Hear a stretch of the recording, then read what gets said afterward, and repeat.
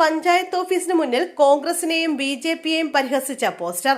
മറ്റത്തൂരിൽ Congress Janata party എന്ന അടിക്കുറിപ്പോടെ താമരയും കൈപ്പത്തിയും ചേർന്നുള്ള ചിത്രവും ഉൾപ്പെടുത്തിയുള്ള പോസ്റ്ററാണ് പ്രത്യക്ഷപ്പെട്ടത്.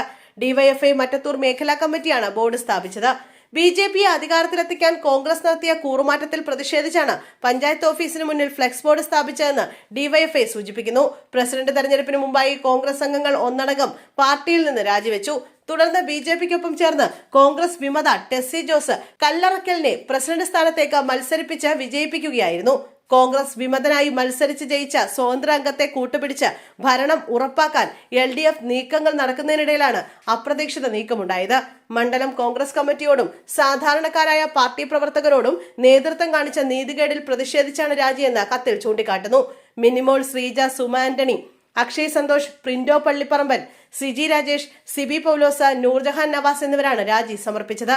കഴിഞ്ഞ തവണ പ്രതിപക്ഷ നേതാവായിരുന്ന ഔസേപ്പിനെ CPM സ്വാധീനിച്ചതാണ് പ്രശ്നങ്ങൾക്ക് കാരണമായതെന്ന് നീക്കങ്ങൾക്ക് നേതൃത്വം നൽകിയ അതുൽ കൃഷ്ണ പറയുന്നു.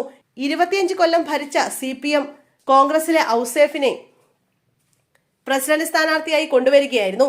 ഔസേഫിനെ CPM പർച്ചേസ് ചെയ്തെയാണ് ഇത്തരമൊരു നീക്കങ്ങൾക്ക് പിന്നിലെന്നും കോൺഗ്രസ് വിട്ട മെമ്പറായ അതുൽ കൃഷ്ണ പറയുന്നു. 24 അംഗ പഞ്ചായത്തിൽ 12 വോട്ട് BJP കോൺഗ്രസ് സഖ്യ സ്ഥാനാർത്ഥി എന്നിവർ നേടി. LDF പിന്തുണച്ച സ്ഥാനാർത്ഥി K. ഔസേപ്പിന് 11 വോട്ട് ലഭിച്ചു. 1 വോട്ട് അസാധുവായി. വൈസ് പ്രസിഡന്റ് സ്ഥാനത്തേക്ക് BJP പിന്തുണയിൽ കോൺഗ്രസ് അംഗം PU നൂർജഹാൻ 13 വോട്ട് നേടി വിജയിച്ചു. LDF 10, UDF 8, BJP 4, സ്വതന്ത്രൻ 2 എന്നിങ്ങനെയായിരുന്നു പഞ്ചായത്തിലെ കക്ഷിനില.